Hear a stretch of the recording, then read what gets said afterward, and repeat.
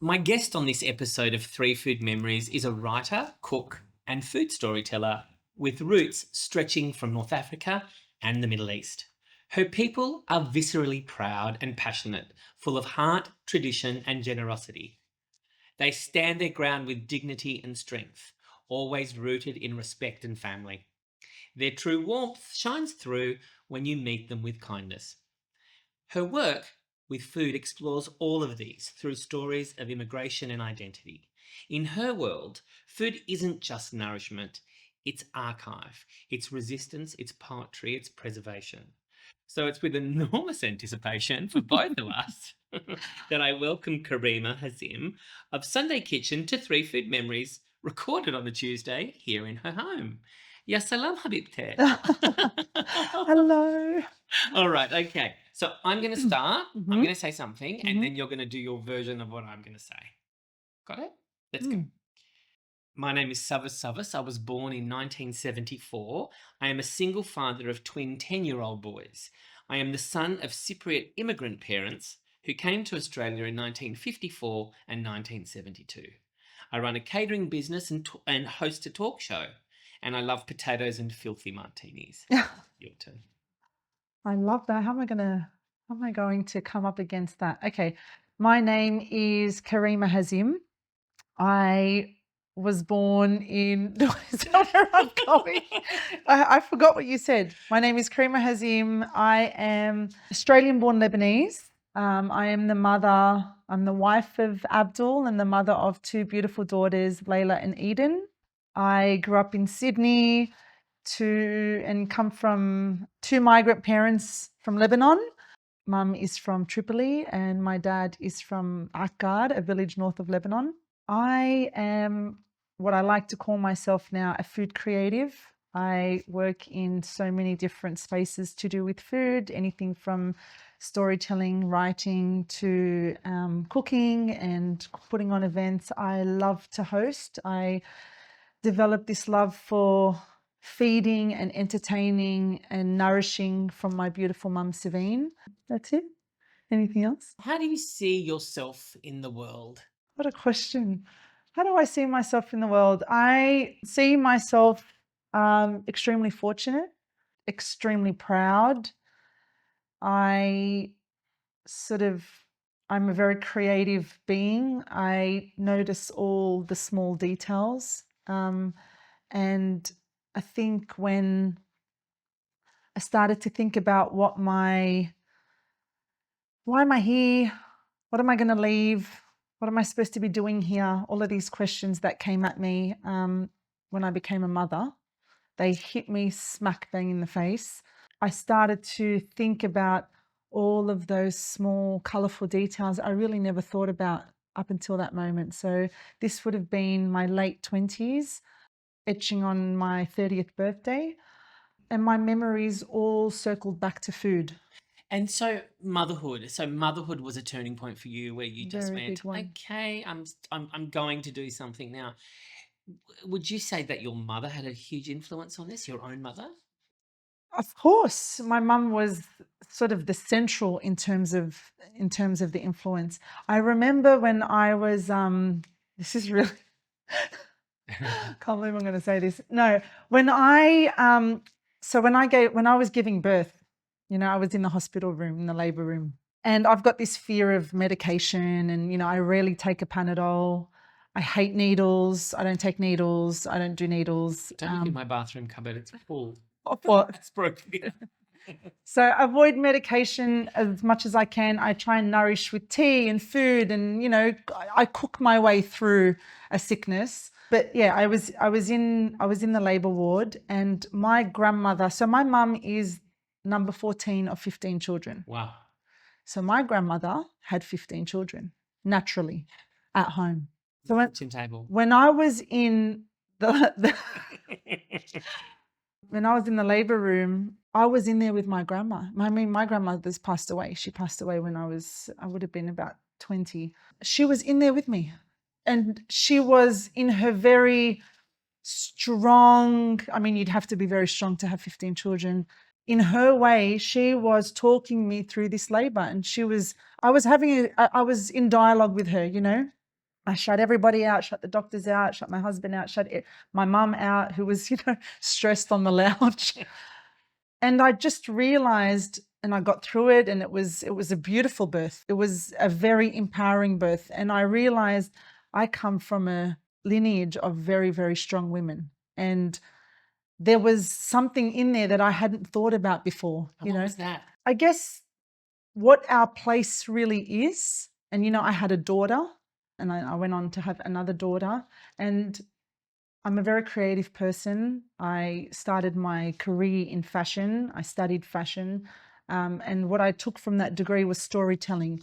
So that birthing moment and motherhood, I had this curiosity about my story and my mum and my grandmother and who we are and where we came from and how we have come to be.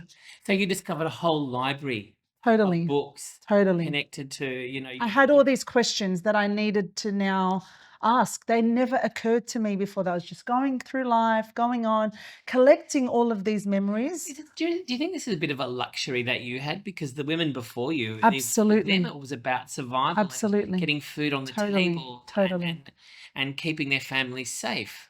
Totally. And that's why I started with saying I feel very grateful. And I did, because my mum didn't have that same birthing experience and all that love around her and all of that. And my grandmother certainly wouldn't have had the same thing.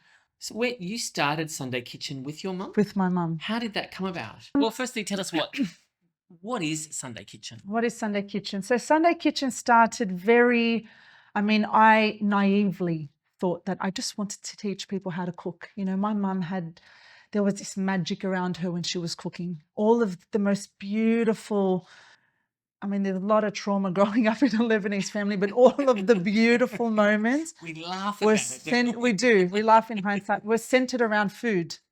Okay.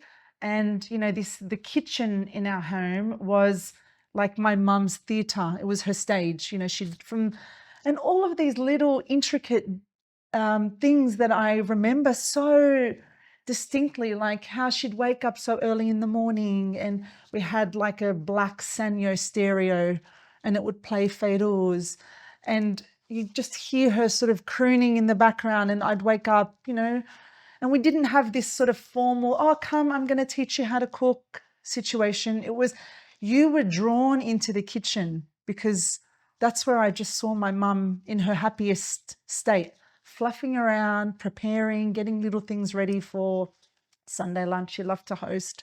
So we always had. Why it's called Sunday Kitchen?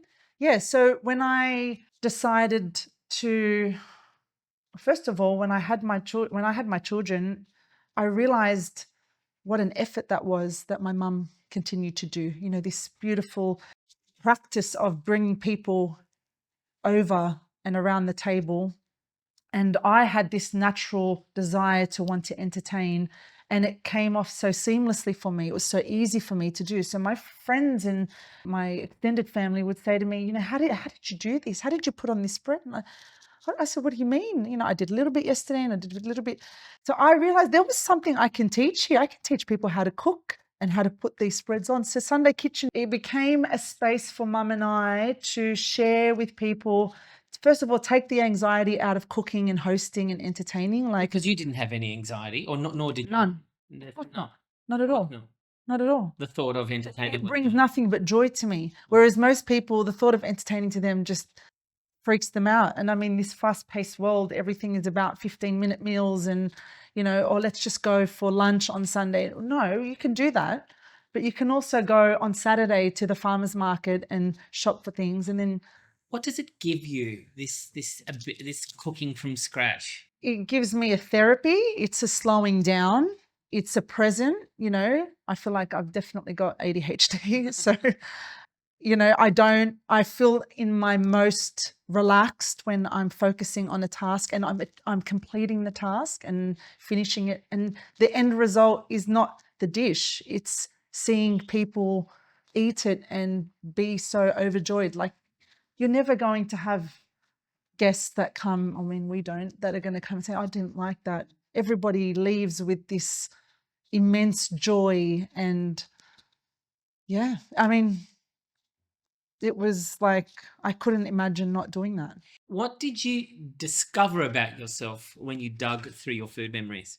I discovered that I cook from my food memories. I cook from memory, you know. So subconsciously, So that's just there. You that have it all exists. absolutely how much of these food memories influence my practice. You know, if you look at the storytelling on my social media, all of the stories that are in my book, Sofra that I wrote with my beautiful mum, we have a very different relationship with food. It's not just about, oh, here are some ingredients. We're just going to sort of put them all together and we just need to have a meal right now. It's all about tapping into those beautiful moments. And for me, being able to share them with my children, because my mum is not here all the time. My dad's not here all the time. My grandparents are not even alive anymore.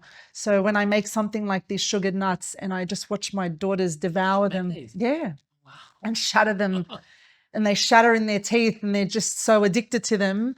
And I tell them, you know, my jiddo, my grandfather used to make these, and this is like iconic to his house, his tiny little kitchen in Lakemba, this little old man with really big ears, just stirring these, you know, these peanuts or almonds into sugar and storing them into glass jars, and they lined all of the shelves of that kitchen.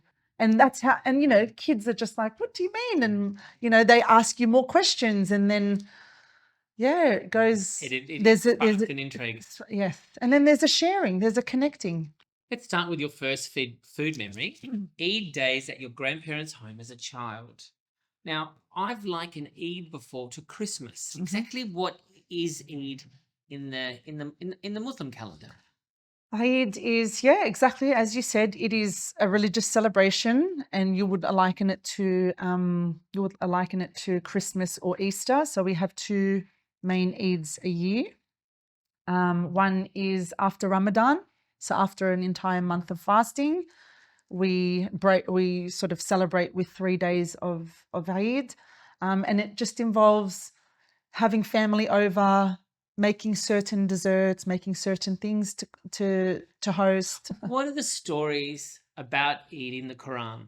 So one Eid is to commemorate the end of a month of fasting, and we fast to cleanse our bodies. We fast to feel with the poor, to feel with people who don't have a lot of food. Compassion, empathy. It's also not just fasting from food, it's fasting from water, abstaining from gossip, abstaining from... That one must be very hard. Don't gossip. Only when we're cooking. It's a time to center yourself. It's a time to read the Quran. It's actually not what it's become now. Like now it's all about the food. So after a long day of fasting, people put on, you know, these big lavish, it's not supposed to be. You're supposed to break your fast with a date and have something very, very humble to eat, and then really spend your time praying, asking for forgiveness. You do spend time with family. It's a very beautiful thing to feed another fasting person. So this is why we host and have, you know, especially on the weekend, we would bring people over so we can break our fast. Ramadan was such a fun time for us growing up. And then to have it followed by this beautiful celebration, going to the mosque in the morning, really, really early, listening to that call to prayer, spending, you know, the 3 or 4 days before Eid making hundreds of little ma'moul biscuits, the ones that are stuffed with nuts. You know, and it was whilst making these biscuits, my mum told me, you know, all about her childhood and how they would make them. My grandparents were very famous sweet makers in Lebanon. So yeah, all of these sort of food memories came up. And so what in particular about Eid at your grandparents? I don't know how I can remember Eid like to the detail of Wheel of Fortune being on the TV in the background. I remember everything. I remember sitting around, we had to sit on the floor. So you can imagine there's 15 children and they've all had a flock of their own children. So many cousins. We're about 80. Now, not all the children came to Australia, 3 stayed in Lebanon. So 12 of them were here. Lots of cousins, lots and lots and lots of cousins. And I honestly, I think up until I was an early teenager, I thought that was across the board for everyone. I thought everyone had 80 cousins. So when I went to my my Australian friends' birthday parties, and there was like, oh, I've got 3 cousins. I couldn't fathom that. I couldn't understand how you had 3. You could count them on your hands because I didn't even know all of my cousins. That's how many there were. And Can you gathered, name them all? if I sat down, I'd have to have a really good, I'd have to have a really hard think. But yeah, I could name them all. Was it hard to have it, or did you have a favourite? Well, I mean, we were all different generations. So you've got to remember, my mum is number 14 of 15. So she was actually the same age as some of my cousins. And we've got cousins that are, in fact, older than her because my oldest auntie already started having children when my grandmother had decided that she needed another one after, which is amazing. It is amazing. I mean, a lot of people hear about, I make my mum always say it during the Sunday kitchen classes because she's like, oh, I come from a big family. I'm like, Mum, tell them how many people. Like big families, like 5. And everyone's like, oh my God. And I have to explain to them, like, we're not like village people. My grandparents were not village people that just, decided to have 15 children. My grandparents they worked incredibly hard for about 30 years and built a sweet empire in Tripoli. My grandfather was extremely well known. He employed so many people as part of his, sweet shop. They came from horrific poverty.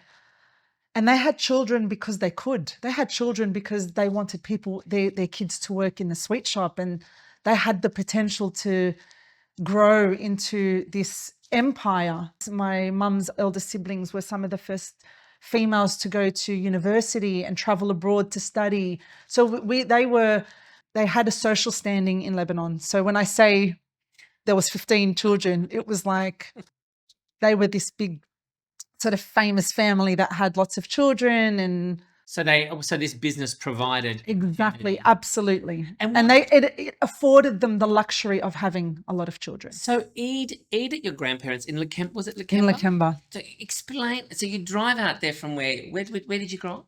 I grew up in Western Sydney in Condell Park. Okay. So not too far. Not too far. So we all lived quite local to my grandparents. So you'd arrive there and bit by bit everyone would descend on this little home. Always dressed immaculately. Yeah. My mum, Eid is all about brand new Eid clothes. So mum always had us in the most stunning outfits. Now that I look at them, I just think, oh my goodness, she had such beautiful taste. Beautiful bows in our hair, and we'd all rock up. My grandparents so excited to see us. We'd always get lots of money because you don't give gifts at Eid, you give money, you give cash. How much would you kind of earn? Hundreds. What do you mean? 100? Because the cousins were giving us cash as well. Right. So it was just the older cousins were giving us cash. Wow. Yeah, it was amazing. Did you get to a certain age where the cash stopped? Yeah, the cash stops when you're a teenager. And I'm like, that's when you need the cash. What are you guys doing? Giving a 5-year-old $100 bill. Like, she's just walking around. You know what we used to say? We want the pink one, the $5 note. And mum would say, no, you don't. You want the green one. Oh my goodness, they were the days. The food. Let's go. So who cooked? They all cooked. Everybody cooked. Everybody cooked. Someone went the day before. There were 2 enormous Bessemer pots, the bright orange Bessemer pots. Yeah. And they'd have to put them on the floor because there was no table that was going to fit us. And so we'd have this big tablecloth on the floor and 2 enormous pots. One pot would have fasulia, which is like the beans cooked in a beautiful tomato broth with lots of lamb cuts on the bone. And I guess also thinking about dishes that could feed a crowd because there were so many of us. And there'd always be a pot of mlokhie, which is like the mallow, the green sort of plant that's stewed with chicken, and an enormous pot of rice and bags of Lebanese bread, platters of really bright pink radish and mint, an onion, and we'd all sort of put a plate, take your plate just congregate in different parts of the house. Some of us would sit outside. How noisy was it? It was alive. There was bickering and there was joy. There was Eid music playing. There was Wheel of Fortune playing. There was conversation. Like my childhood, because of those memories, was incredible. I could never replicate that for my children. The sweet component of this meal. Okay, so on Eid, you come with platters of sweets from the Lebanese sweet shop. So nobody makes them. I mean, we made marmoul. My mum always made marmoul, the little biscuits, but still everybody, mum was the only one that made the marmoul. Everybody else would buy sweets. So there was a plethora of sweets. There was always, I could smell Lebanese coffee. Yeah. It was constant. Like it was just always on. I feel like there was a corner of the kitchen of my grandmother's tiny kitchen that just had a rakwi, enormous rakwi going from one to another. And they would just fill it up, empty it. I mean, how many glasses could you fill? You'd need another one going straight on. Tell me, as you got older, did your responsibilities during these Eid celebrations increase? They stopped because my grandparents passed away. And then how old were you when they died? So I was 10 when my jaddo died. My jaddo was born in 1908. So 1998, he passed away at 90. Right. And I was 10 years old. And then what happened? Did they continue? They really ended when he passed. And then there was some kind of something that resembled Eid continued for a few more years while my grandmother was still alive, but it was never the same. He was part of your family celebration? Because it's a sign of respect to, I mean, you can't have Eid without grandparents. Like they are the center of what Eid is, going to visit them. Everything sort of happens at their home. So he was sort of, I mean, a very old man in my memories, 90 years old by the time I was 10. So by the time all these Eid memories, he was the central, everybody came to visit him and I don't know, just ended. And then when grandmother died. Yeah, that was it. That was it. That was it. Because first of all, there's too many, the central home got sold. Their home got sold. So we didn't have a central place to congregate. And you know what it's like in families, not everybody is necessarily on terms where you're going to 15 children and partners and they have pockets of like you make groups within the family. So yeah, I mean, mum in her own way continued her own things. So we started to have more of Eid celebration at our house and we would invite cousins and we'd have friends and all of that. But the Eid memories at my data's house, that ended. In terms of, you can't replicate that, very, very hard. It was just because it wasn't organized. It was chaos, but it was magic. It was amazing. And everybody was there in respect. And I mean, of course, happy to be there, but we had a purpose. We were visiting our Tata and Jiddo. And that's the case for most Lebanese families. That's the matriarch. And so your mum now, what's it like working closely with your mum? It's a joy.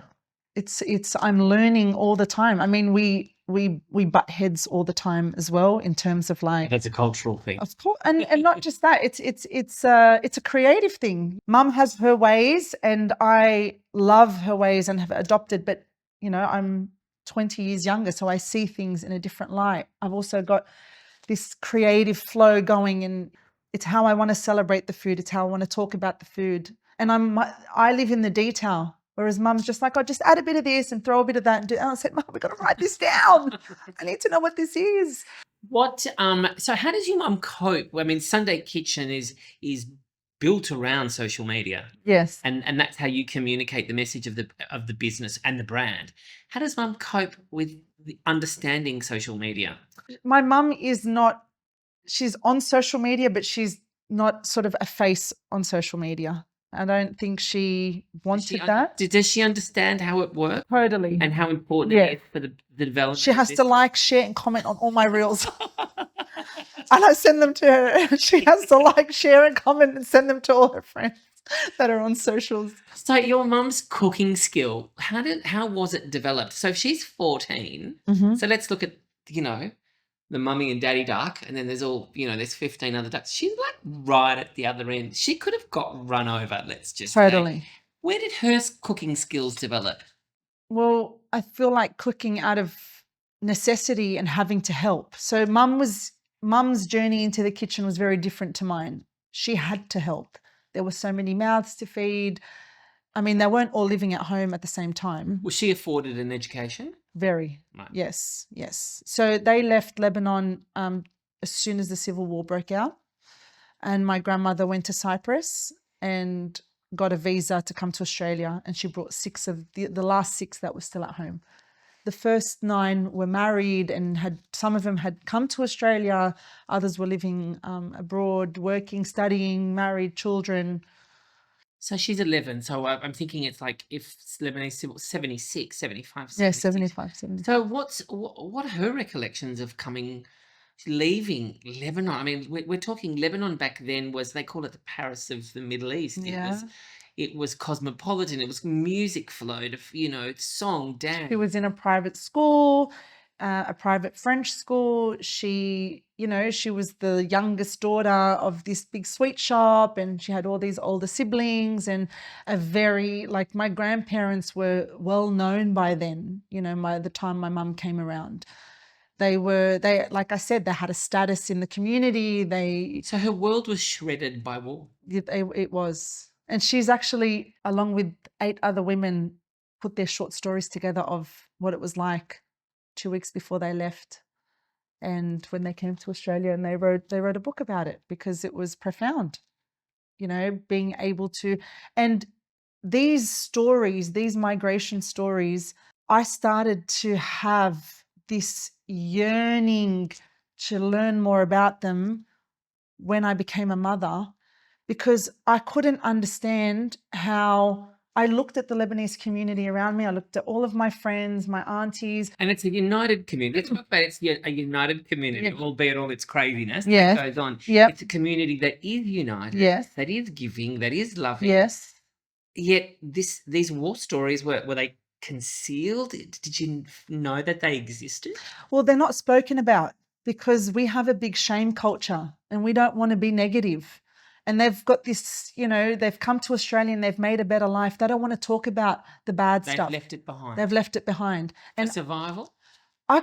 For survival, I mean, I couldn't believe when I started to cook alongside my mum in my late 20s, how much about my own family history I didn't know. And I was only able to get the information out of her while she was cooking, because I mean, you don't just call your mum to come over and have a coffee and, Mum, tell me about your life. Like, she's just not going to do that. She's too busy telling me what to do. So while we were rolling vine leaves, like 4 hours, an enormous pot, you get some juicy stuff out. And you probably know when she's going to give and when she's not going to, and when to prod or where to pull a thread. Yes. To get more. Yes. I started to know, and then I started to use those tactics on my friends' grandparents and their mums, and I started to ask the questions that, and I'd be shooed out of the kitchen because they would say, I don't want to talk about this. This is traumatic. Yes, but at some point it has to come out, doesn't it? Because it festers and stays. Not just that. We say that because we're in a fortunate position, but for them, I would imagine. When I think about some of the most challenging times in my life, it's when I lent into those stories that I was able to, that's how I get through a bad day. I think about all of the challenges and adversity that whether it was my grandparents or all of the migrant community, like that generation that really got uprooted. They didn't pack their bag neatly and say, let's go buy a ticket to go to Australia. It was like, do or die. Like in Australia, did I have a little stopover and buy a little curfew? No, it was absolutely nothing. With children hanging off them, with all of the issues and all of the things and the heartbreak and leaving a community behind. No one leaves their home. No one does. No one does. If they have to. Conflict and war has been very much part of, I was thinking about it when I was, researching you and your story, has been very much part of my life since. I actually don't know a life. While I've been fortunate enough not to experience all the stories of conflict from war have been a huge part of my life. You know, a Greek Cypriot family talking about the occupation of Turkey coming onto the island. So Of you get course. that from your grandparents. I started school in 1980. I was kindergarten. I was at Uncliffe West Infant School, a little I southwest. love it. Tiny little school. And if you look at my photos of kindergarten, there I was, and it was me, a Yugoslav kid, an Italian kid, the rest were all white. Right. Yeah. 1981, the next war happens in Lebanon, and Australia accepts this enormous influx Of course. of Lebanese refugees. Yeah. That's what they are. And they come to our little school. Yeah. So if you look at our school photo, little Uncliffe in 1990, and compare it, you see these faces. Now, so I say this, it was trauma for us. These children arrived. They arrive. I see their faces now, and I see the faces of children, and it's hard. You draw a connection, 100%. Absolutely. They arrived. Sometimes they would arrive to school with their hair not done, with no teeth, with no shoes, with no socks.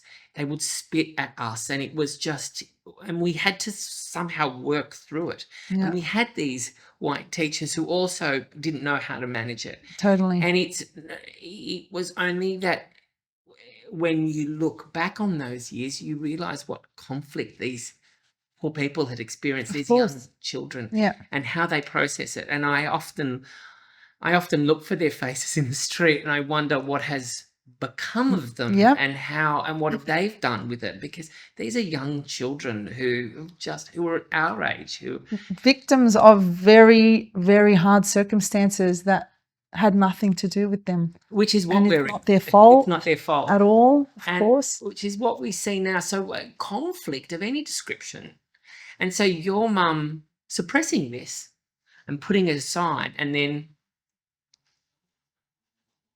kind of letting go that the beauty that your grandparents provided. Yep. That life. It all had to be, it became complete dysfunction. And it's trying to find the function in the dysfunction. And for me, all of the joy, the moments of joy were centered around food. And she was comfortable enough to talk. And a lot of I call them my subjects, the Lebanese women that I've interviewed and asked questions and researched, I've only been able to do so while they're cooking, because they're in their element. And comfort zone. Comfort zone. Yeah. And they're like doing something with their hands, and they're just rambling and talking and telling me. How important is it to extract? And that I know, and I use the word extract because that's what you have to do in certain, 100%. because they've suppressed it, haven't Totally. they? Like they've wedged it in between that buckwheat and that tabbouleh there. Exactly. And you've actually got to, and you can't ask for their permission because you're not going to get it. So therefore you've got to. And it doesn't always happen. You know, I've had the door shut on me many times. They don't want to talk. It brings up too much. They don't even see the value in it. It's like, it's gone. It's happened. We don't need to dwell there. But I'm like, there is so much gold there that we could use, because. And what do we do with this gold? Well, I mean, first of all, I only really understood the word resilience. I only really understood the word war. I mean, what kind of war do we know? I'm born in Australia. I've had the most beautiful, privileged, fortunate life. War seems like this really old black and white thing, when in fact it was very much the center of our family. It was the center of our life. I mean, I'm here because of war. My mum wasn't supposed to be here. My grandparents came in their late 60s, early 70s. Why would they want to come to Australia? So they walked away from this. Just imagine. Sweet empire. Just imagine, put the empire aside, the community. My grandmother and all of the women that she knew circling around her. People ask me all the time, how did she have 15 children? Because she could. Because she had a doula living in the building. My mother was breastfed, but not by my grandmother, by the wet nurse, by the neighbor who breastfed multiple women in the building. Reminds me of that fantastic early 2000s movie set in Lebanon. West Beirut. Caramel. Did you see the one of it's centered seen around? It's centered around a beauty therapist, a hairdressing salon, and they make the wax out of sugar. Sugar. Yeah, that was my child. My grandparent, that used to happen at my grandmother's house. My poor cousins. I was like 7 or 8, my daughter's age now, and I would just hear the girls go into the bathroom, scream, What were they and getting? come out crying because my grandmother waxed their legs with the sugar. That's what they would. I haven't thought about that. That's a food memory, isn't it? That's toffee. Oh my goodness. I haven't thought about that ever. I've never thought about that. Well, did you ever get it? Well, you were. No, I was too young. I was hairless. By then, I was still hairless. Oh my goodness. I want to call my cousin when I'm done and just remind her. I'm so doing that. I'm going to message her and just go, sugar wax, Data's house. How you feeling about that, right? How you going? Maybe I could actually I don't know, create a dessert, a toffee dessert, put some. Well, you know what? Take it to them. My grandparents, my mum tells this amazing story. We wrote it in the book. My grandparents, so they were almost 20 years apart. My grandmother was like 14 when she got given, 12 or 14, she got given to my grandfather, who was in his 30s, because they couldn't afford to keep her. And he wanted to get married. So she lived with him until she could marry him. And he looked after her. They got married very, very quickly when she became a woman, and they were horrifically poor.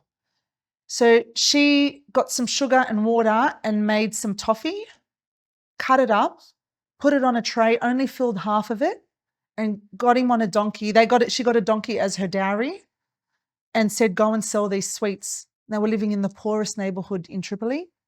And she filled half the tray so everybody could think he had already sold the other half of the tray. What a clever woman. And he came back and the sweet tray was empty.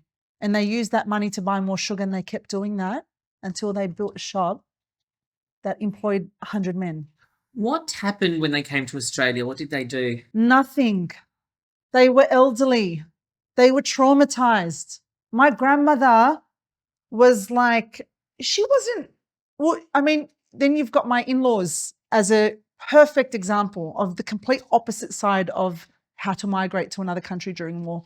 My in-laws came from Beirut, affluent family. They came to Australia on a holiday after they got married. They got to see Australia. They traveled around. They got familiar, so that when the war broke out, my mother-in-law was like, pack up, let's go back to Australia. That's a plan. They came here, they were in their 20s, they worked in factories, and they built their life. They learned English. My grandparents were in their late 60s, early 60s and late 70s, my grandfather. They've got 15 children. Some of them live here. They don't speak the language. They don't want to learn the language. They don't want to work. They've just worked for 40 years building an empire. Like, how are they going to go? Where are they going to work at that age? What are they going to do at that age? You know, those memories. So that sets them up for a life in Australia that is much less than what they were used to back. They had the biggest downgrade ever. A lot of families that came to Australia from the villages, the young Lebanese, that when the war broke out, they got an upgrade. They came to Australia. I mean, I'm not saying it wasn't hard. Like my father, for example, my dad came from a very, very poor village in Lebanon, basically left home and worked all around Europe before he got lucky and bought a ticket to Australia and came. Sydney was the greatest upgrade for him. And my dad thrived here. He learnt the language. He opened up a salon. He became a very successful businessman. He bought houses. He became the Australian dream, really. My grandparents came here and sat. What were they going to do? 6 children still living out. Collateral damage of war. Shock. Let's move on to your second food memory. Now, this one takes us to Vietnam. Oh, yeah. How do we go from up there to down here? Oh, halfway. Halfway. You spent a lot of time manufacturing clothes. You had another life before Sunday Kitchen. Yes. Manufacturing clothes. And tell us about this Vietnam. This is actually, when I read it, I was like, this is so perfect. I knew where this was going before I got. Really? Oh, yeah, absolutely. Really? This is you all over. I studied a fashion degree and was presented with an opportunity to semi-relocate to Vietnam to manufacture clothing. So I would go there for a few months at a time, make the clothes, come back, do showings, do fashion week. We had a little shop in Paddington that we would sell out of. So I had a couple of years that I was back and forth from Vietnam. So I gave you a food memory of an experience that I had. I was very, very young. So fresh out of uni, I would have been 22 years old. Haven't even seen exactly. And the Lebanese word for chutzpah, for kefi, for aliveness. yes. So that What's was the word? I don't know the word now. had this yearning and hunger and just, I honestly, I use the word naive because I did not know anything yet. I knew what I knew and that was it. But that was enough for you to take on the world of fashion. Let's go. Let's just go. Let's just do it. Big culture shock. Although, because we had done so many trips to Lebanon growing up, when I landed in Ho Chi Minh City, when I landed in Saigon and sort of came out of the airport, it looked like Lebanon to me. The chaos, but the organized chaos, the haze, it was summer, it was so hot. Just you had there was an energy. I could feel, this felt very familiar. It felt very familiar because Beirut is like that, especially when you land at the airport and you're trying to sort of worm your way out in a cab. Everything just seemed, I remember turning to my business partner and just being like, this is very familiar to me. So this fashion business was yours? Was mine. So you're 20, you're not working for anyone else. No. This is you, 22, I'm going to Vietnam, we're going to do blah. Yeah, yes. So this is where your naivety really worked in your favour, didn't it? Didn't know what we were doing. Just two crazy cats. Just, let's go. Wow. Yeah. Okay, go. Okay, so get to Vietnam, meet she was a translator, but she ended up being like she was the eyes and ears in Vietnam when we weren't there. She was a beautiful woman called Hong. We developed this beautiful relationship with one another. One thing that I always looked forward to at the end of the day was what we were going to eat, what the meal was. So there was this food obsession that I had and wanting to eat. You know, she thought we were two Westerners coming from Australia, although she'd never seen anyone that looked like me. So the guy that I was working with was, you know, Australian facing. So there was plenty of expats living in Vietnam at the time. So he looked very familiar. Whereas this bronze Lebanese girl had very, very curly natural hair. Well, I had to because the humidity there. So there were no blow dryers. That was in Vietnam. You know, in my skimpy dress coming out of the hotel we were staying in. The hair was Lebanese, but the outfit wasn't. What do you mean? They're the skimpiest of dresses. And she'd want to take me to these Western restaurants and eateries. And I'd say, I don't want to eat that. I want to eat on the street. Tell me about this dish and where this came from. So there was this hunger and desire to learn more about the food and just this joy and love that I have for food coming out. And I particularly remember meeting this tailor for the first time, the tailor that we were working with, because we were so small, we couldn't afford to go to a big production house in Saigon. So we had to go sort of a bit more remote, about an hour drive to a bit of a rural area where we could just work directly with a tailor and make small runs of whatever we were making. Now, these tailors don't speak any English. They've never really come into contact with foreigners, and they definitely have never seen me. I mean, I could have told them I was Beyonce and they would have believed me. Like, they would have just believed me, because who are you and where do you come from? 22-year-old, very naive. You sure had a bit of insight on how to execute this little business. I don't even know if I did. I don't even know. I was just winging it. I was like, how am I going to turn this opportunity down? I was working with this guy at a menswear boutique because I needed to make some money. And he was like, you're too good for this. Let's go start a business. Let's start a fashion label. It's been my dream. So I kind of just went with the flow. He was the business guy and I was just doing what I just spent 4 years. You were adding flavor. I was doing my thing. Lots of mistakes, lots of wins, lots of learnings. Anyway, meet this tailor. He's an extremely esteemed tailor. Everybody in the town knows him. Everybody's had their suits made by him. He is a master. Like when I saw him work, his workroom, he lived in the studio. His workroom was on the ground level, and then above, the level above, is where his family slept. And I just saw the body language between the interpreter, or Hong, let's call her Hong because that's her name. You know, when she saw him, she revered him. She was so almost awkward. She had so much respect for him. So I could see, and this was also something very common in Lebanese culture. You know, we have this endearment for our elders and we have this respect for our elders. And so I could see from the body language, this man is important. This man is very talented. He's special. And I'm just showing him these outrageous designs, you know, things that he's never made. He obviously needed to make some money, which is why he had taken on a job like us. You know, he had agreed to do it.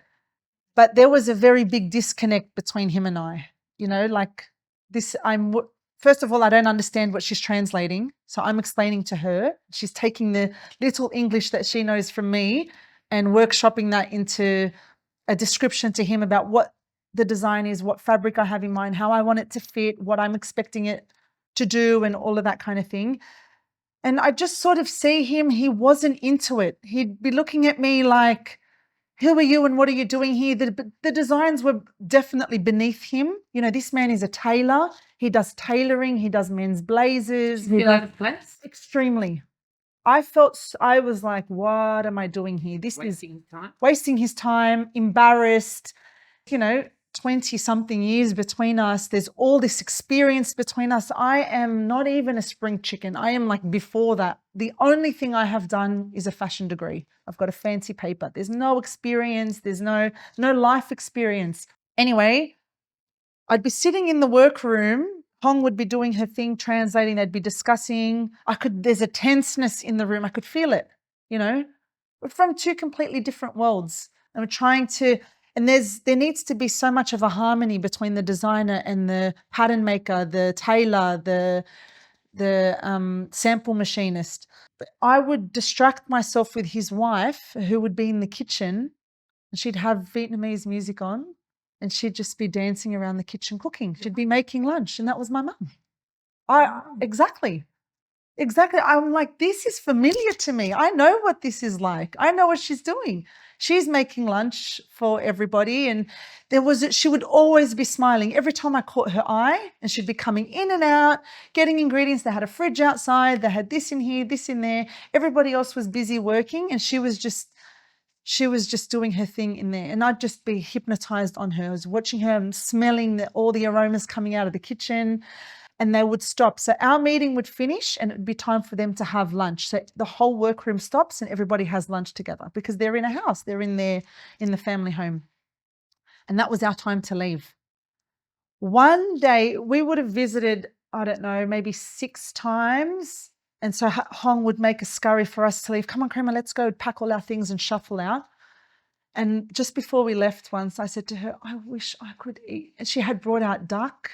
And they had, you know, all this beautiful, very traditional home-style Vietnamese food. But there was duck, there were rice paper rolls, there was this beautiful noodle dish salad that she had put on the table. And I just said to Hong, I wish I could eat that. I just wish I could eat that. And she was like, stop it, Karima. Like she would always, you know, because that was out of place to say. And she didn't want to have to, she didn't want me making a scene. She was just like, come on, let's go. And the tailor's wife had said to her, what did she say? And she was like, oh, nothing. And she said, no, what did she say? And she said, she just said that she wants to have lunch with you guys. You know that old El Paso commercial? Yeah. When they're talking and then they erupt that's what happened.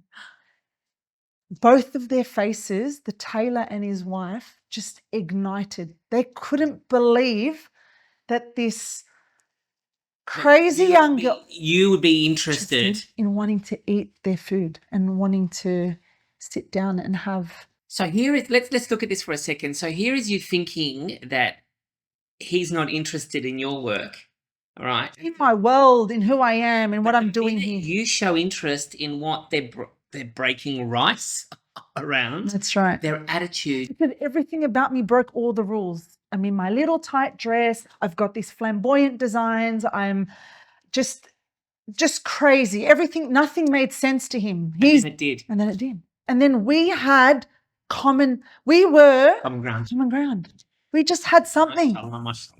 We worked together for almost 4 years after that. The story was coming. After that.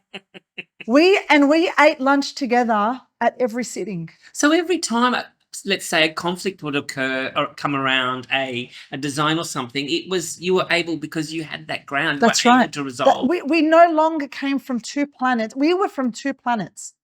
Like, he wasn't a tailor that was living in Ho Chi Minh City and he had so much experience with foreigners and, you know, he had seen magazine runway. This was like something out of a movie. It was a little tailor shop in the middle of a town, in the middle of nowhere kind of thing. There's something quite brave about starting a business like this. And I'm probably, you know, like... I think the word's stupid, not brave. You know, my friends often says when she fell pregnant, she found out she was young when she fell pregnant, and she said to her husband, we can't have a child. We don't have a coffee table. Yeah. You know, it's that of not knowing. But it's something brave to start something like this and have a little boutique in Paddington, you know, a little fashion suburb in inner Sydney. Yep. But then to let it go. Yeah. Why did you let it go? Oh, so many reasons. Again, very young and stupid. Disagreements with the team that I was working with, and feeling like I don't have a place here. I also met my husband and wanted to get married, wanted to have a family, knew I couldn't straddle both worlds. Fashion had sucked so much out of me, because with this brave face that I put on to start a business, I also sacrificed a lot of time. You know, I invested so much of my time. So for so many years, I didn't have weekends because I was working at the shop. I missed out on certain things because I was overseas or I was doing. So I felt like I needed to be myself again. I wasn't in love with the work like I thought I was. And you know what? It just ended. I left it at a really, really good time. I'm still in touch with Hong. I still speak to her. I'm hoping to go to Vietnam soon to see her.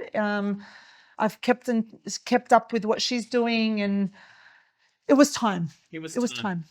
So now, well, you met your husband, then you had 2 daughters. Yeah. Layla and Eden. Layla and Eden. Do they spend time with you in the kitchen? They spend a lot of time with me. Reluctantly sometimes. At one point, my daughter Layla is like, Mum, is this all we do? Do we only cook? I'm like, look at how much fun we're having. My daughters spend a lot of time with me. Food is where they see me. It is the center of our day. I mean, they'll wake up in the morning and I would have already started preparing something for dinner in the early hours of the morning. Do you eat at the table? We eat at the table. So do they sit around the bench? So usually during the week we sit around the bench. We wait for Dad to come home and we have our own little dinner. That's very, very important to me. They see you moving around the triangle there between the sink, the stove and the fridge. Yeah. They see me running back from gymnastics pickup, freaking out on the drive because I've left something on the stove. And Layla's like, don't tell me you left something in the oven again. I'm like, it still needed 10 minutes. So there's a wonderful thing that you do. I love it every time. It's like an exclamation mark in your reels where you pick up a bucket of ghee. And Layla says, don't tell me you're picking up that bucket again. And then the bucket finishes and it's sitting out near the bin outside. And she's like, are we getting another bucket? We're getting another bucket. So that's why the food tastes so good and you're licking your fingers. How many kilos of buckets of, is it 20 kilos? 10 kilos. The only reason why I have that bucket is because twice a year we make mamul and we have to use so many kilos of ghee for that. Otherwise, there is no way I'd be able to get through that. But Lebanese people are incredibly healthy. Like, it's all about our physique. It's all about, you know. That bucket, though, it's a real hoik up to the camera. I love it. I know. It happened by accident once, and then all of the comments were only about the bucket. I was like, this could be my thing. And then they started sending me the buckets because I had no intention of doing any kind of promotion of it. What is your favourite thing to cook for the children? Oh, their favorite dishes. I love making my daughter Eden is 5. She loves to eat. She definitely loves to eat, but she's not as Layla loves food. Layla was humming from the minute she started eating. So she makes this hum while she eats. While she's eating. There's a singer that actually has a hum right through her whole album. Really? What is her name? It reminds me of that. I'll think about that. Okay. Actually. But she hums right through, Really? 15 tracks of her album, and it's the most beautiful thing. That's Layla. I mean, anyone that has us over, you can just hear Layla humming in the background. She loves her food. Were you like that with food at their age? I don't know if I was at their age, but it wasn't my mum's job. So it wasn't being sort of rammed down their throats. I mean, food is such a massive part of our life because it's my work as much as it's my joy. Whereas at home, it was my mum's art. It was what my mum did after work. It's what she did before work. Whereas it is my work. So everything is about food. I'm always making food, preparing food, talking about food, explaining it, asking her, what are you tasting? So she loves when I make chicken in the oven. And she tells me, Mum, I mean, when she first said this, when she started to articulate, she said, I don't know why this makes me feel fuzzy. It makes me feel something, and it's cooked with bay leaves and cinnamon sticks and, all of those beautiful aromas that linger and stay around the kitchen for at least the day and the next day. I love making them. My youngest daughter now, Eden, loves to eat gabinaye, which is the raw meat, and I love seeing her just pull apart the bread and go in and rub it in the olive oil and it's dripping down her hands. And I don't know, how do you describe that? I love that so much. Well, let's talk about your handsome. Can we call him handsome? Your husband? Of course, you have to call him handsome. He's a movie star. He hates it when I call him that, but he looked like a movie star to me when I met him. Now he actually is beyond handsome. I mean, you've got a few photos of him on social, so we're going to probably drop one or two in there. But he is a brilliant father. He is, and a huge supporter of yours and your family. Yeah. And this is nothing that is new to you because your father was that person growing up as well. Yes. My dad was an incredible provider. My dad had such a difficult life, and I still have to unpack that every day because when I see all of the luxuries I've been afforded and my children, and I think about, the fact that my dad never went to school ever. My dad's never seen the inside of a school. That was never going to be on the cards for him. And how he has been able to transform his life, give his 3 daughters everything they've ever needed in the material sense, because it couldn't be everything else. My dad gave us everything he didn't have.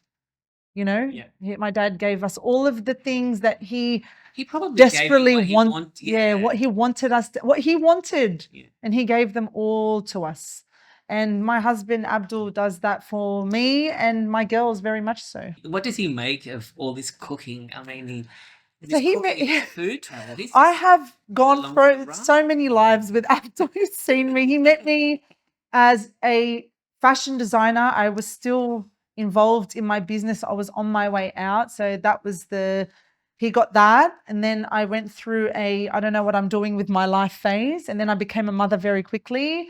So he saw me in that lens. And then he basically saw me imagine what I wanted my life to be and just watched me do it and kept reminding me, you can do it. You deserve this. You are the best. Abdul's the type of person that is do it and then figure it out. Like, do it first. He's got 6 sisters. So he's the only boy. Only boy. So I married the number 7, the youngest boy of 6 older girls. So he came to you with good training. I don't know about that, but he's definitely come from a family of very strong women. And so you were not foreign to him. I was not foreign to him. He must have seen a lot of similarities in the characters and in my traits. He says to me often, you remind me so much, you're just like my mum, you're just like my mum. And bless his mum, I've got a beautiful relationship with her. She's a beautiful person. So boys do marry their mothers, So like boys- girls marry their Fathers, somewhat. Yeah, not entirely, but there are definitely things there for sure. For sure, for sure. So his family are from Beirut and your Yes. family are from Tripoli, which is like 80 kilometers north. Yeah. So Tripoli is closer to the Syrian border, isn't it? Yes. What is there differences in the food from each region? Yes, differences in the food, in the people, in the lifestyle, in everything. And that's what this is something that makes Lebanon a very special and interesting place, because everywhere you go and venture and journey, you will see almost like a little mini world within its own world. And for a very tiny country that doesn't even appear on the map, it's pretty remarkable. The thing is, you would have your Lebanese influence is, let's say, coastal, rural. His is cosmopolitan, Very. and, big city. We do make fun of the Beirutis all the time. I was going to say, Like, there's no way their cooking stacks up to ours, because they were too posh to cook, whereas we had to cook. We are cooks. Who cooked for the Beirutis? I mean, they definitely still cooked. I'm not going to blanket them and say that they weren't cooked. But my mother-in-law said it herself. She said, although there was a little bit of hesitation when she did come to meet me, because of whether she likes to admit it or not, there was. She keep the receipt. There was a little bit of like, Yeah. I'm not going to say you can take what you want from my body language. Anyway, we ironed all of that out. But she did say that she had some very close friends of hers from Tripoli growing, when she was in Australia. Your favour. And she said that no one could cook like them, and that she always hoped that her son married a girl from Tripoli so that she could make him his favorite dish. So he was a very fussy eater growing up, but by the time he came along, he's number 7, and there's a little bit of a gap between him and his last sister. I mean, they would have gone on to 20 kids to have a boy. They had to have a boy. By the time he came along, my in-laws were doing quite well with their, they actually worked in food. They had a very successful takeaway shop in the Shire. By the time he came along, she worked out that he loved wara'anib, the stuffed vine leaves, but the version from Tripoli, because it's the best. Duh. And her friend used to make it for him, used to make it for her, and he had tried it, and she would order a pot from her once a week. She'd pay 50 Australian dollars, and she'd make her a pot, and Abdul would eat them every single day. So she used to pray that her son would marry a girl from Tripoli so she could make him wara'anib. That's one of my specialties. We laugh and joke about that all the time. Your third food memory are figs at your uncle and grandparents' home in Lebanon. Yes. Let's go back to the Mediterranean. That was my childhood. When did you go back to Lebanon? My crazy parents, like my mum was 20, almost 21 when she had me. So a baby. My dad is like 6 years older than her, so he was about 27, 28. They came to Australia the year the war stopped. So there was a civil war for 19 years. They came to Australia. They went back to Lebanon. They went back to Lebanon the year the war stopped. So they took their 2 little daughters. I would have been like 4, and my sister Susan. Yeah, early, like it was 1990 was our first trip. Oh, okay. So I was 2 years old. Yeah. Yes. And then we continued to go almost every year. But our Lebanon trips were in the village, in my dad's village in Akkad. He's from Tripoli? No, he's from Akkad, northern, even further north. So closer to the border. Closer to the border. Very, very small village. I mean, it's a very small village within a big village. Yeah, we would stay at my grandmother's house, and my uncle with his 10 children lived there. We would sleep on the floor because that's where all the kids... This was like, look at the 2 worlds I had. I had my grandparents' place in Australia, in Lakemba, where we would have Eid and we would have every Sunday going and visiting, surrounded by cousins.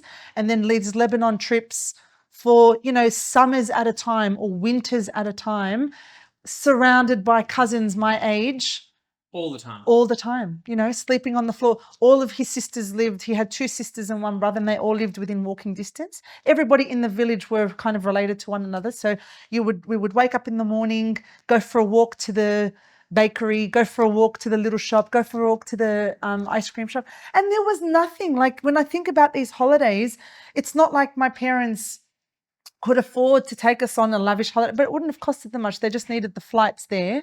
We would have the most incredible time. And so many of my, like, I knew what a chickpea was, a green chickpea. Like, do you know what a green No. chickpea look like? A fresh chickpea. Do you know what it looks like? No. So my memories, and figs and apricots and all of these things that, you come to love and appreciate as an adult, I had exposure to them from such a young age in the natural raw form in such big quantities. So my cousins and my uncle would take us to a plot of land they had, which was growing these chickpeas. So they grow on a kind of plant this tall, and they're little green pods, and they've got the chickpea inside, and you've got to pop them open. They taste like a sweet pea.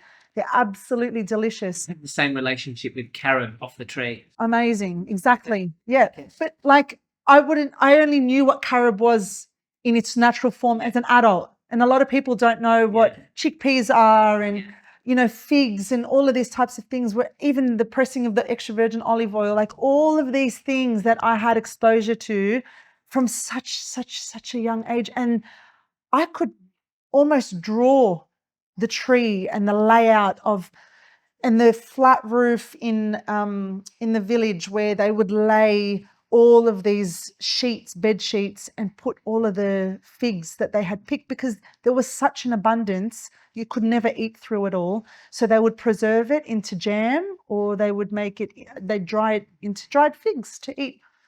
When you travel and you come across a fig tree, do you find yourself ravaging through it to find Obsessed, absolutely. When I'm walking, if I'm driving in Sydney and I see a fig tree full, like you can, and not netted, that's when you know the owners don't care about the figs. Because my father-in-law's got fig trees, and they are like, mate, no one's getting in there. There's like, even the way the wire is coiled around. I think it's for the birds, but it's really from it's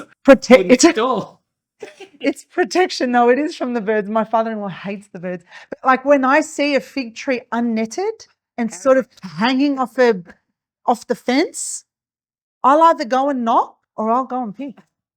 It's my right. It's respect for the figs. So where do you find the better part of it? I always go right to the top where the sun hits. Absolutely, you have to get the one, the juicy ones that are kind of popped open, and the honey's starting to. I eat the skin too. I can't eat anything.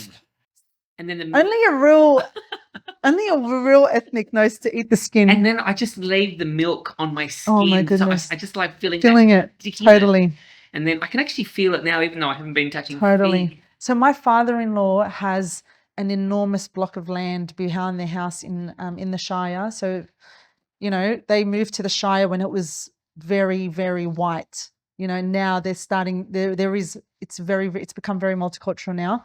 His dream was to build a garden, and they've got almost 1,000 square meters of just garden.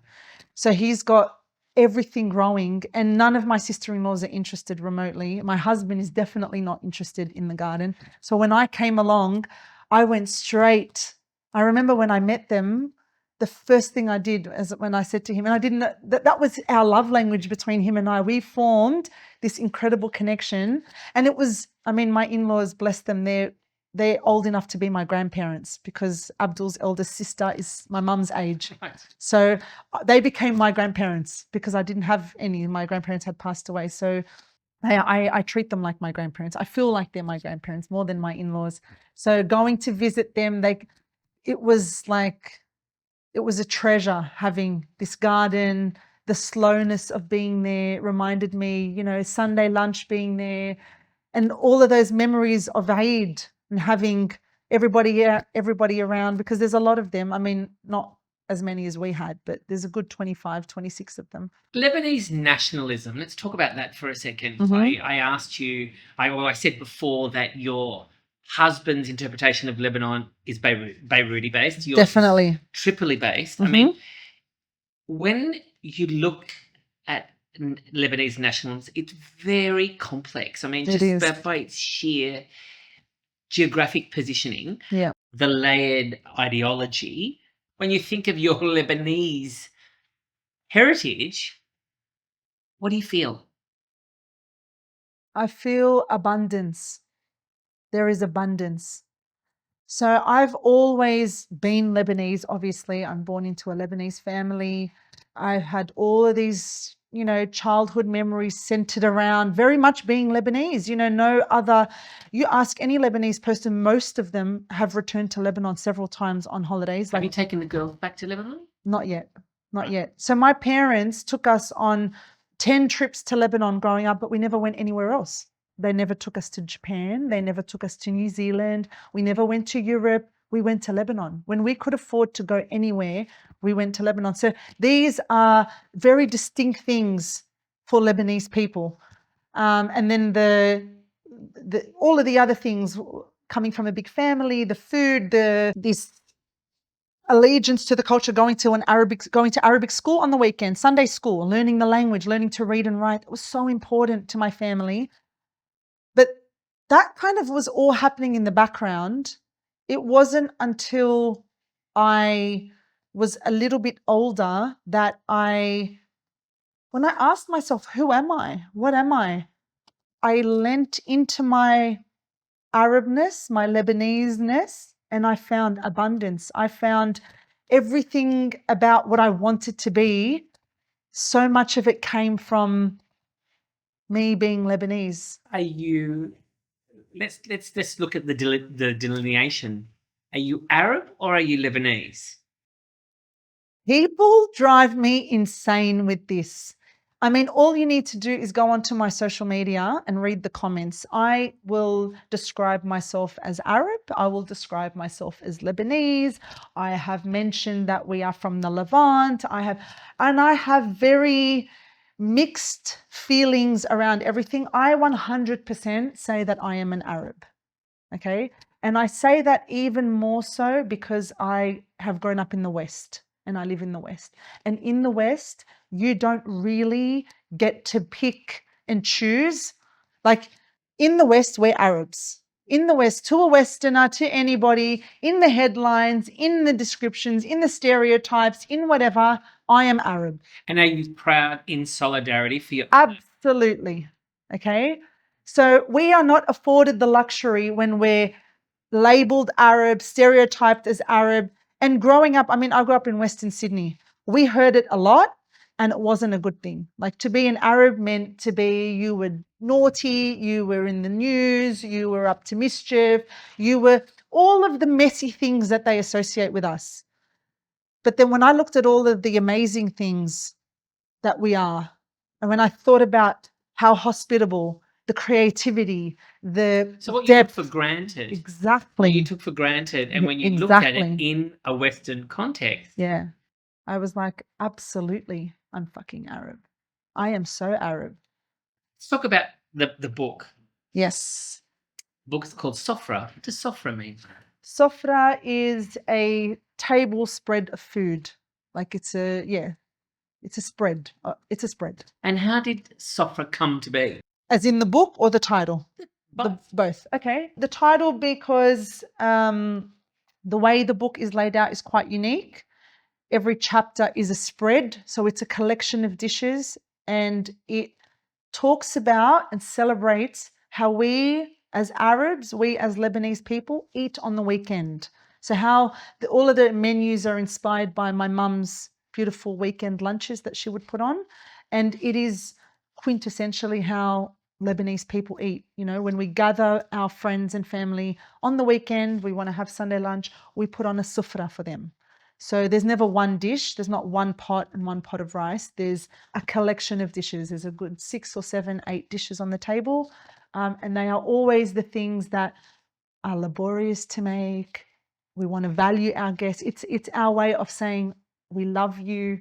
We want to spoil you. So all of the spoiling dishes So these recipes you've written these recipes in mind for large gatherings Yeah. and collections of people. So that was something that, because you don't make these dishes when you've got 3 people What's it at like the cooking table. for yourself? One person. It's a struggle. I don't do that. If I'm not cooking for my family or for a gathering, I will make boiled eggs for myself, or I'll just have za'atar and olives. I've always got olives. I've always got labni. I've always got za'atar on hand, and that's what I wouldn't sit and make myself a meal. That's not food. I don't even know how to do that. I only know how to cook. I only know how to cook 2 or 3 cups of rice at a time. Who cooks 1 cup of rice? What do they do with one? Your social cause, which we've had before, it's medical aid for Palestinian M.A.P. Phoebe Greenwood, a previous guest, Yes.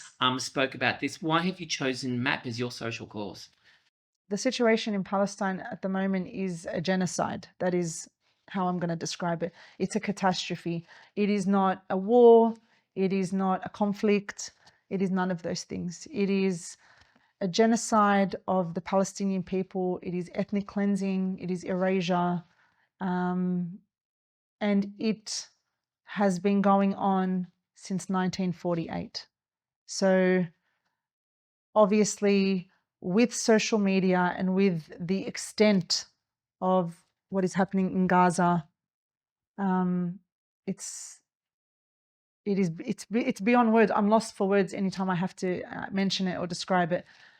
But it hasn't just started. This has been something that has been going on for 78 years now. Yesterday, the Australian government has announced its official recognition of the Palestinian state. From no movement on the topic to a complete 360 turn, what do you think has brought this change of path for our administration? I mean, it's very late, but it was inevitable for them to acknowledge, because the general public in Australia, I mean, we saw the march on the bridge 2 weeks ago in the torrential rain, I should add. You know, there was 300,000 people there. And this is on a day like it was in the weather. So this is all of the mothers and all of the older people who would not have been able to make it in the rain. There would have been, I can't even imagine if it was a nice sunny day, so the general consensus is Australians are against this genocide and in favor of there being, first of all, I mean, I can't even believe Palestine exists. It has always existed. So I feel like recognizing it as a state is, I can see that there is, like, I mean, we've got to take it now. It is light, but it's laughable in the fact that it's always been a state. How could it not be, kind of thing? So We have an MFK Fisher serve it forth tradition here at Three Food Memories, yeah. where our previous guest presents you with a dish. Our previous guest, Alex Perry, serves you gala de bourriquot, a Greek dessert made with semolina custard, baked in filo pastry and soaked in syrup, which is a version, the Lebanese have a version of this called sha'abetiyat. Shabiyet. Yes. How do you feel about this dessert? It's delicious. I love that dessert. I grew up with lots of Greek friends. So it is kind of iconically part of, Greek Easter, family lunch. It was always in a foil tin. Yeah. So either they've bought it or someone's made it and they don't want to give Can you tell the difference? Hey, When it's absolutely. I can remember it distinctly, and it's dripping in syrup. It's so delicious, so creamy, beautiful textures. What would you like to serve forth to our next guest? Can it be savory or sweet? Anything you like. Stuffed vine leaves, vegetarian stuffed vine leaves, very lemony. And just as a meza, served room temperature cold. I think anytime I make them, eat them, serve them, there's just so much appreciation and joy. So that is definitely, like, if I've made you warana bibzet, that's what we call them, I'm very happy that you're here. Well, you're making that for a former gay porn star. Enjoy. Enjoy. This is your chance to ask me a question. What would you like to ask me? Yes. What do you want to do that you haven't been able to do yet? I'm doing it now. I'm doing it. I'm actually doing it now, and I don't know what it looks like. I don't know what it looks like, and I don't know what it feels like. And there is a joy in that. So for the first time in my life, I would say since I've been conscious about my future, say 42 years, I'm finally doing what it is and discovering it along the way.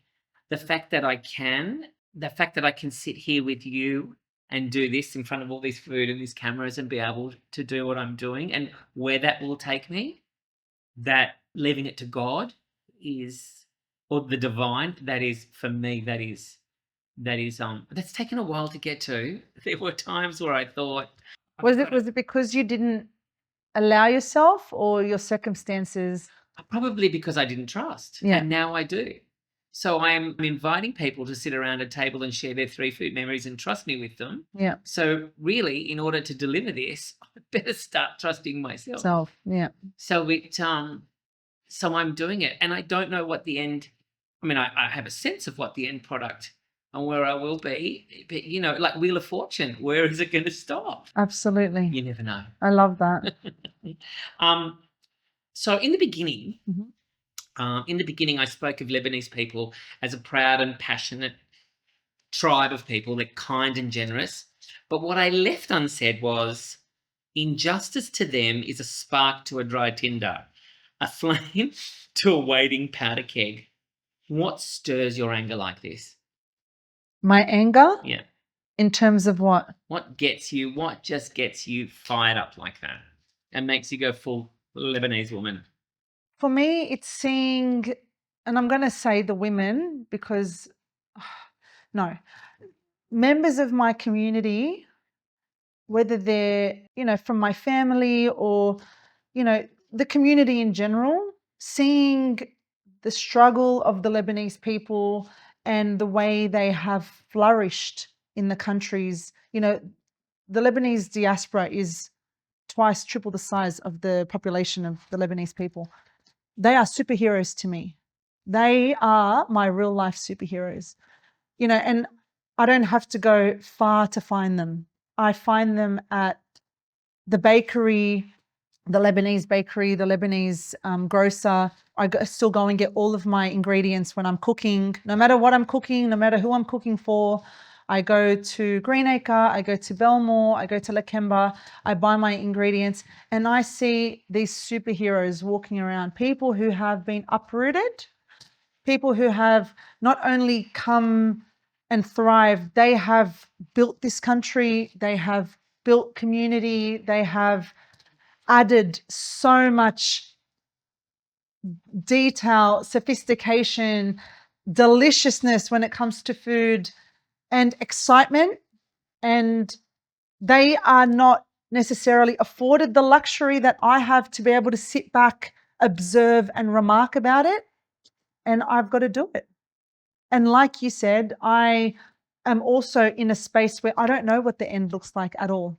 And, so many people say to me, you should open a restaurant, you should open a cafe, you should open this and you should. That seems too clear cut for me. I love this journey of figuring it out, learning more, but I wear my heart on my sleeve, as cliche as it is to say that, because I feel like I owe it to them. I owe it to my grandmother who has passed. I owe it to my grandfather who weren't able to come and show this country what they really had. And they're not the only ones. And then I am uplifted and inspired by the ones that were able to, be it my in-laws who came and opened a fish and chip shop in racist Sutherland Shire as the only Lebanese Muslim family and became the most popular, noted. I mean, my mother-in-law can't even go to Coles because everybody knows who she is and she's 80 years old. Listening to their stories, they ignite me. That is what drives me. And then the juxtaposition being the media, the circus of the media. And, when people meet me and they say, you don't seem Lebanese. What does Lebanese seem to you? Oh, you don't seem Arab. Why? Because I live in Des Moines? Because I'm in a silk shirt and I'm at your dinner party? I am Arab. Everything that you love about me is because I'm Arab. Everything that you love, everything that you have asked me to talk about or brought me here is because of all of these characters in my life I've come into contact with, I'm yet to come into contact with, who have influenced. So they ignite my fire and keep it lit. And this is a space that I can have an impact. KARIMA-CHLOE. Thank you so much for joining me on Three Food Memories. Thank you for having me. Perfect.